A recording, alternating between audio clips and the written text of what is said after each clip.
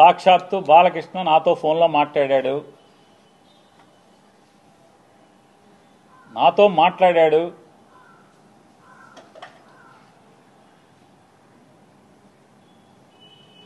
మాట్లాడాడే చెప్తున్నా. నాకు జన్మనిచ్చిన నా తల్లిదండ్రుల మీద ప్రమాణం చేస్తున్నా. నువ్వు చేయి, నాతో మాట్లాడలేదని చెప్పాను. మీ అమ్మా నాన్న మీద మాటకి చెప్తారు కదా. అరే ఎన్టీ రామారావు గారు, బసవతారకం గారు ఎంత క్యారెక్టర్ ఉన్నోళ్ళు,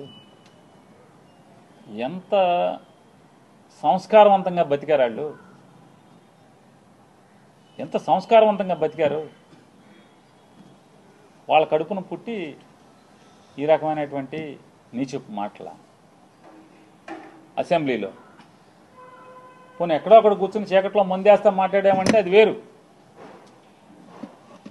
ఎవడో వీడియో తీసి ఫోన్లో తీసేశాడు, బయట పెట్టేశాడంటే అర్థం ఉంది. అసెంబ్లీలో మాట్లాడతారు.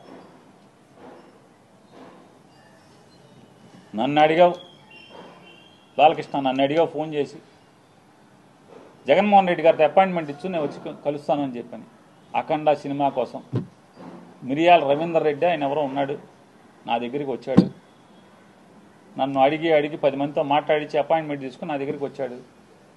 సార్ మా హీరో గారు మాట్లాడుతా అంటున్నారు, కొద్దిగా మాట్లాడండి సార్ అన్నాడు. మీకు అభ్యంతరం అన్న. నాకే అభ్యంతరం లేదు, మాట్లాడండి, నేను మంత్రిని, మాట్లాడాలి, బాధ్యత, మాట్లాడించండి అని. మాట్లాడావు. జగన్మోహన్ రెడ్డి గారు ఎట్టా ప్రవర్తించాడు నేను వెళ్ళి అడిగితే, సార్ బాలకృష్ణ ఫోన్ చేశాడు సార్, వస్తాడంటే మిమ్మల్ని కలుస్తా అంటే కొద్దిగా అపాయింట్మెంట్ ఇవ్వండి అని అడిగాను. ఏ బాలకృష్ణ? చంద్రబాబు నాయుడు బామ్మర్ది. అవునండి, ఆయన బామ్మర్ది. మన దగ్గరికి ఎందుకు, ఏం పని ఏంటి అంటాను. అఖండ సినిమాకి లీనియంట్గా ఉండాలంట. వాళ్ళు బ్లాక్లో అమ్ముకుంటారు టికెట్లు, ఎక్కువ షోలు వేసుకుంటారు, బాగా సినిమాకి ఎక్కువ ఖర్చు అయిందంట. మామూలుగా బడ్జెట్ 45 కోట్లు ఎంతో అనుకుంటే అది ఆ డైరెక్టర్ వల్ల అంటే ఎక్కువగా అమ్మారని చెప్పని రేట్లు ఎక్కువగా అమ్మారంట. ఎక్కువగా అమ్మటం వల్ల దాన్ని 70 కోట్లకు తీశారంట. కాబట్టి అమ్మపోతే సినిమా బాగా తీసాం, బాగా వచ్చింది, మంచి సినిమా తీశాను,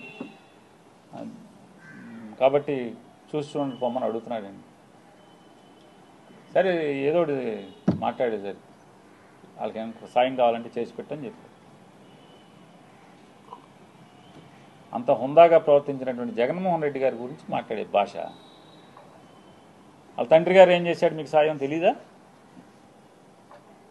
యావజ్జీవ కారాగారం అనుభవించాల్సినోడు కదా.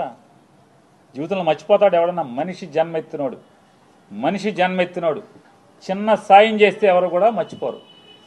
అట్లాంటిది